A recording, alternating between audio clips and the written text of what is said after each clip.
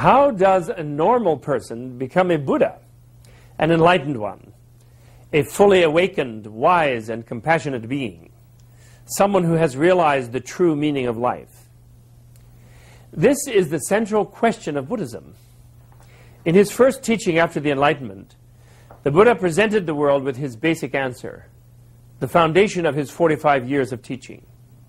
He gave his insight in the framework of what he called the Four Noble Truths. That is, four things which are facts for a noble, or as he defined it, awakened person. The noble truth of suffering was first. The noble truth of the origin of suffering came next. Third, and most important, the noble truth of the cessation of suffering.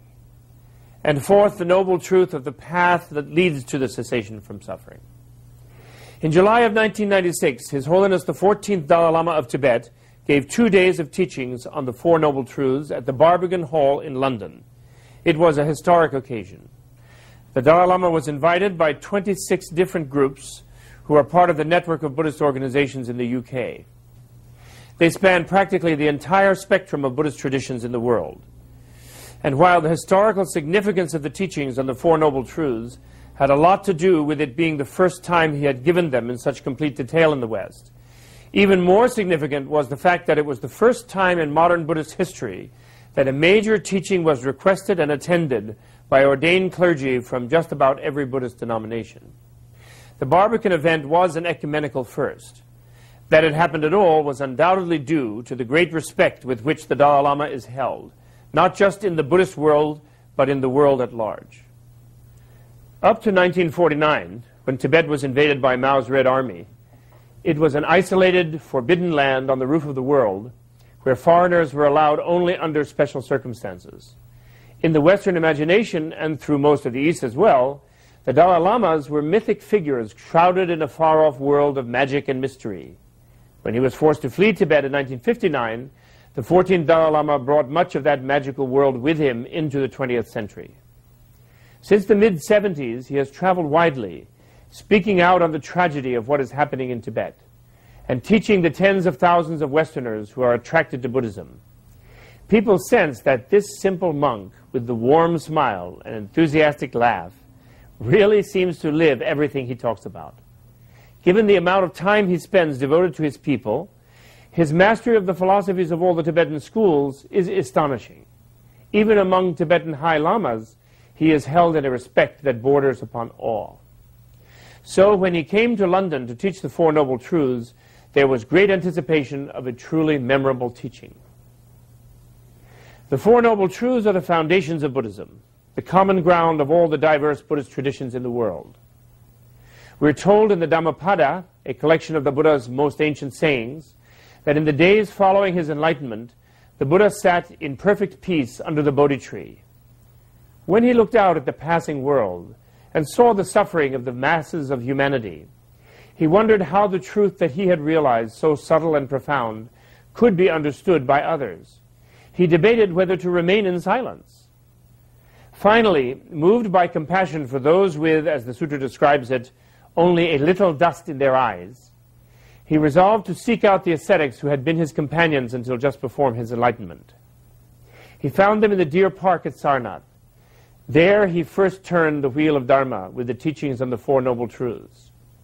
By the end of the teaching, all five had realized enlightenment.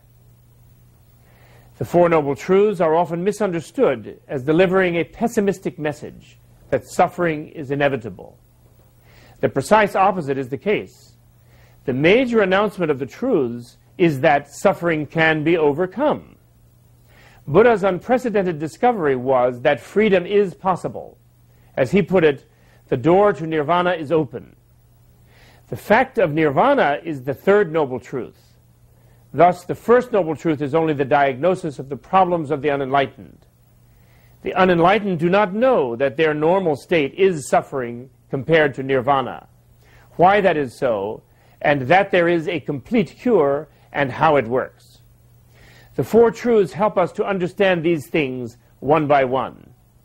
As the Dalai Lama says, one must recognize the illness of suffering before one can attempt to cure. Recognizing the cause, one realizes that there is a cure, and then one can aspire to gain freedom from suffering. At the Barbican, the Dalai Lama taught the Four Noble Truths from the viewpoint of early monastic Buddhism first, then from the Mahayana or Universalist perspective, and finally from the point of view of Tibetan Vajrayana Buddhism. According to His Holiness, all these schools teach ways to understand the true nature of reality. Of these, most agree that the Middle Path Consequence School, you'll hear it referred to by its Sanskrit name of Madhyamaka Prasangika, is the most advanced and scientifically precise. It was developed from the teachings of the 2nd century Indian Buddhist sage Nagarjuna by his most influential follower, the 7th century sage Chandrakirti. Madhyamaka Prasangika philosophers observe and explore physical and mental things and conclude that nothing exists absolutely, independently in isolation, but all things exist only relatively, depending on their causes and conditions.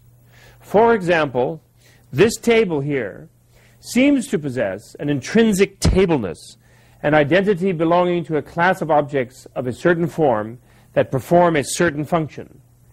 But obviously it didn't just materialize as a table from that seemingly intrinsic tableness. Before it was a table, it was lumber. And before it was lumber, it was a tree. Its tableness is a result of causes that other causes can remove. What does sit here is more or less a temporary configuration of wood that we can designate a table. In fact, I am presently using it as a chair.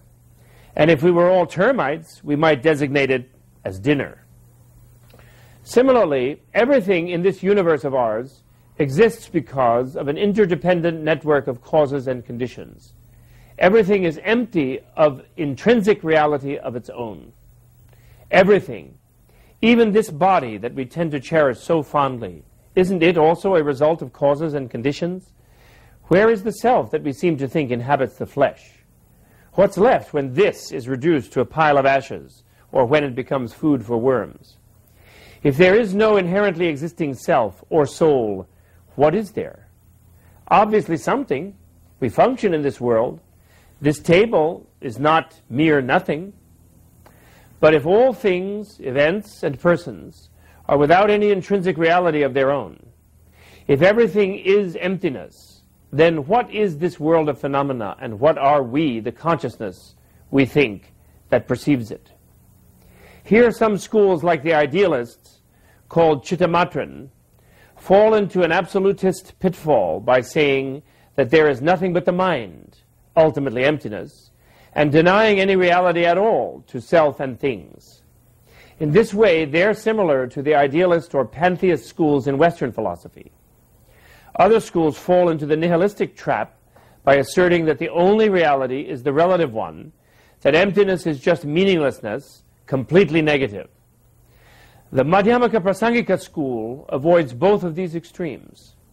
Unlike the absolutists, it does not deny the relative, designated reality of persons and things.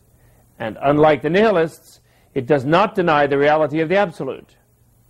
Rather, it comes to the conclusion that the relative can only exist because of the absolute, and the absolute can only exist because of the relative.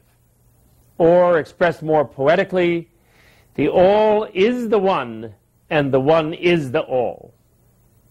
By correctly deepening our understanding of this emptiness of intrinsic reality of all things, we eventually come to the direct realization of emptiness, which transforms us and gives us the ability to relate to things freely and to beings compassionately. This is our highest possible happiness, nirvana, or enlightenment, the freedom from suffering that is the bottom line of the Buddha's teachings on the Four Noble Truths. According to the magnificent Play Sutra, when he was enlightened, the Buddha first said, profound, peaceful, unfabricated, translucent, uncreated. This reality I have found is like the elixir of immortality. If I teach others, they may not understand. Better I stay alone